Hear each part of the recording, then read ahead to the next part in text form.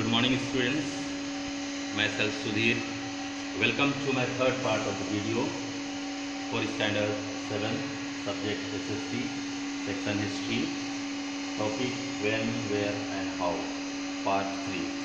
Today we will discuss about the political, social, economic and religious condition of the medieval period of our country. So I will explain one by one.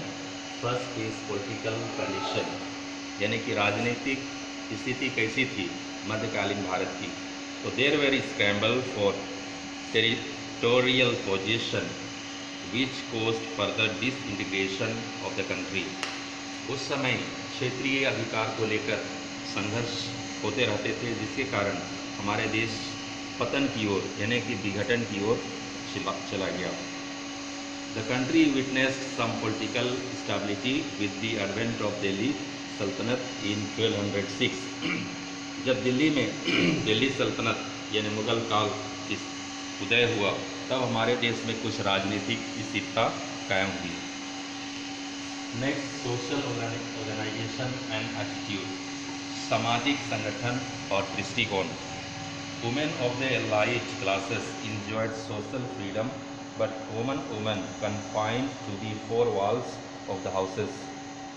उस समय उच्च class की महिलाएं, high classes महिलाएं सभी तरह के सामाजिक स्वतंत्रता का आनंद लेती थी, जबकि आम महिलाएं घर के चार दीवारी में तक ही सीमित थीं. चाइल्ड मैरिज वॉज प्रिविलेंट, बाल विवाह की प्रथा प्रचलित थी समाज में.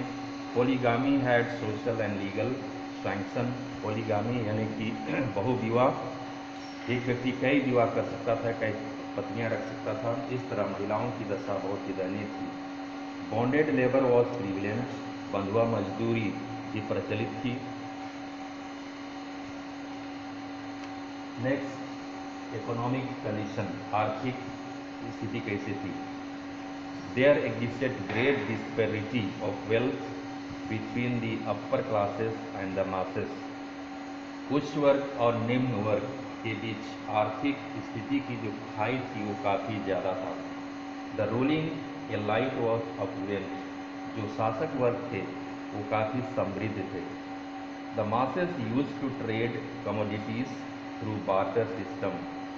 और जो मासेस यानी कि आम जनता अपने व्यापार बार्टर सिस्टम यानी कि वस्तु विनिमय प्रणाली के माध्यम से करते थे. वस्तुओं का लेन देन किया करते थे, उसी से वो अपने ज़रूरतों के सामान को एक्सचेंज करके बदल कर अदला बदली करके करते थे.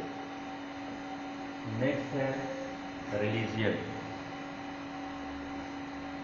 Followers of different religions started living in close quarters. अलग अलग धर्म से संबंधित जो अनुयायी थे आपस में रहते थे साथ साथ. This led to an interchange and fusion of ideas, belief and practices. क्योंकि वो नज़दीक में रहते थे, इसलिए उनके जो विचार थे, विश्वास थे और जो प्रथाएं थी एक दूसरे से इंटरचेंज हुए, प्रभावित हुए. Rise of true reformist movement, Sufism and bhaktism. और उस समय दो मूवमेंट का उदय हुआ, एक सूफिज़्म और दूसरा भक्तिज़्म. सूफिज़्म इस्लाम धर्म से संबंधित और भक्तिज़्म हिंदू धर्म से संबंधित. भक्तिज़्म रामानंद ने नॉर्थ इंडिया में इसकी शुरुआत की. ये रामानुज के शिष्य थे. दोनों सूफिज़्म और भक्तिज़्म मनुष्य के अंदर स्थित ईश्वर को भक्ति के माध्यम से पहचानने पर जोर दिया. Students, thank you for watching me. Today's homework, revise what ever I taught you today. जो भी मैंने अभी आप लोग को बताया उसको आप रिवाइज कीजिए. And there are some words, find out these words meaning from the dictionaries. Scramble, disintegration, confined, polygamy, elite, barter system. Thank you. Have a nice day.